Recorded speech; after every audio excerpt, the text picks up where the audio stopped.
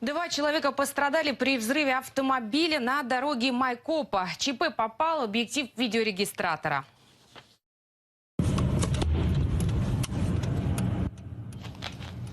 Как выяснилось, в автомобиле марки «Иж», который остановился на светофоре, загорелось газовое оборудование. Оно и стало причиной взрыва. Пользователи интернета отметили реакцию девушки, переходившей дорогу. При громком хлопке она выронила из рук телефон, но тут же подняла гаджет и, даже не взглянув в сторону ЧП, продолжила дорогу.